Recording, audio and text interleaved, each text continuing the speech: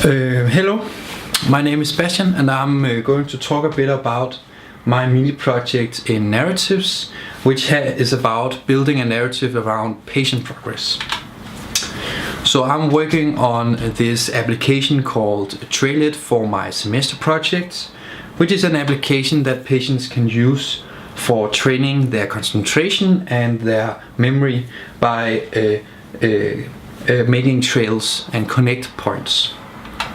This produces some visualizations which it produces some data which creates a lot of different data points here.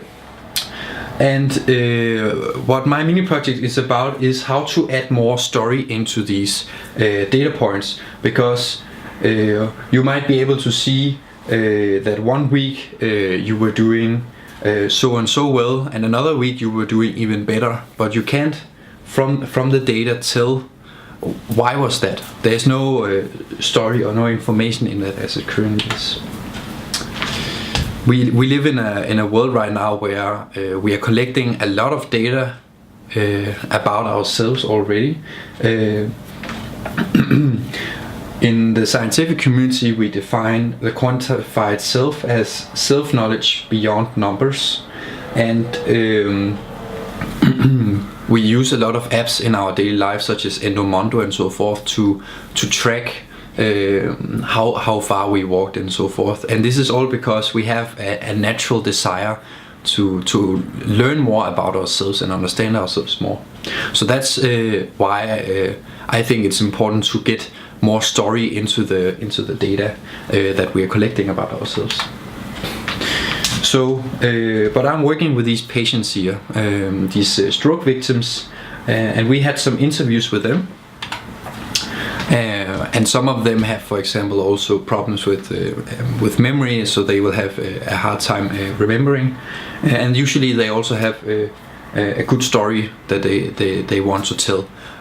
So my goal with these interviews were to understand their story and try to see if I could communicate the story through the data that we have also collected about them. Because during the period where they were at the rehabilitation after the stroke, they played this Trailhead game for 55 sessions over the course of 4 weeks. So we have a lot of data about how they were doing and how they were progressing. And doing these interviews then gave us the other side of the story. You know, while they were progressing, what did they feel? What were they doing? What happened in the family? So we were now talking with the patients who used to be stroke victims, and they told us their story. They told us about how they got through their stroke, how they survived, what kind of damages they had afterwards, or problems they had trouble with, such as brain damage. Usually they might have some neglects, or they might in the start have problems walking and things like that. But there's also impact on the surroundings, like the family. You know, if you can't walk anymore, who's then going to do X? And yeah, so there's going to be a change in family roles and stuff like that. This application tries to help these patients during the rehabilitation period by providing some training for their concentration, and then it's also supposed to help them afterwards by continuing the training even when there's no nurses or caretakers that can assist them, because they can take the application with them home on the tablet, and then they might be able to reach new milestones and achievements. Even after going through a rehabilitation period, you might not, after all, be able to fully do what you used to do. So this is an example of one patient's timeline. She told us that, you know, she had the stroke, then she went to the hospital and proceeded to go to a place called Hamel, where they are most patients go for the very initial stages. She was paralyzed in her left side, but at Hamel she learned how to walk the first few meters, and then she went to Brønderslev, where she was training with this trailet application.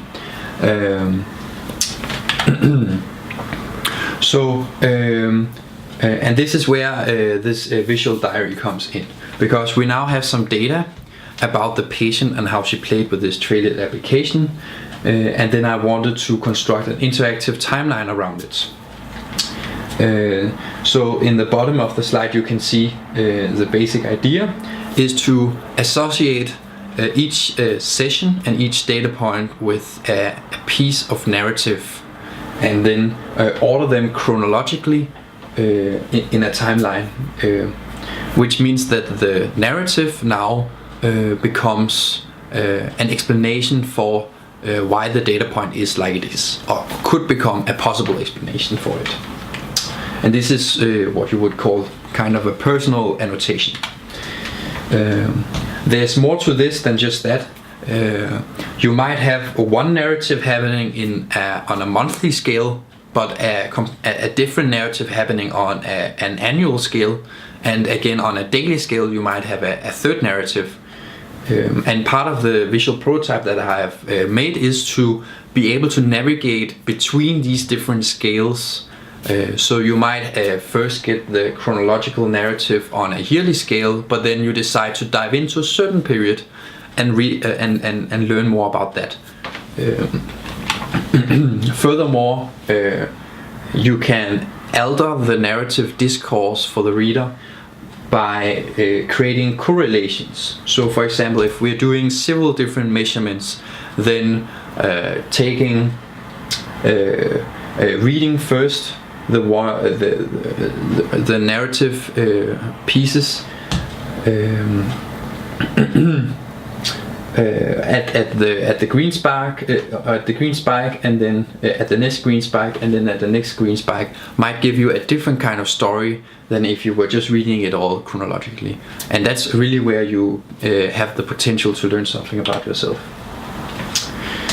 So yeah, the idea in a sense is simple: to construct a narrative around these data points by associating the narrative pieces of content, but there's going to be a lot if you're going to do this every single day. So that's why we have, for example, patterns in the data, correlations in the data. So really, in a sense, you can see this as a kind of like a normal diary, except we use data measurements to drive the way the discourse should be, and what pieces of narrative are more important than other pieces of narrative. This will have the outcome, or can potentially have the outcome for the patient, that the patient is going to reflect more about the patient's own progress and what things are affecting the patient's concentration and sight in normal life. This is also something assessed by scientific literature, that when you combine quantitative measurements and contextualize it into the patient's everyday context, then you create a possible frame for the patient to reflect more about the patient's own goals in life and progress. So now I'm going to show the prototype so far. So right now this is the front page of the application. And then right now I have this button, Se din historie, see your narrative. And you click that, and then you can navigate a year view. So we start in the top view. Then you can read the different stories, like here was a milestone about being able to walk 2 kilometers. Here we can read about the patient coming back home. And as it is right now, you can zoom into a specific period by clicking the pop over here, and then see this specific period in much more detail. So here you can see the period of the rehabilitation. That was the one that we clicked on here, and you can see it going from October until November. and then you can then read much more detailed descriptions of how your narrative was. So what I'm still missing here is a correlative line, and I am still missing a lot of details in the stories, so that the stories are more what should you say, coherent and kind of demonstrates this concept. So at the moment it's still a conceptual idea, and then I have a prototype that can kind of give you the idea about how this would work. So yes.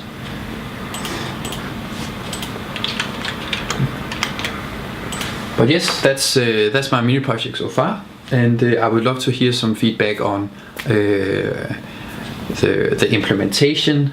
What should I prioritize to do here, and any related literature that might be relevant for me to read. Thank you.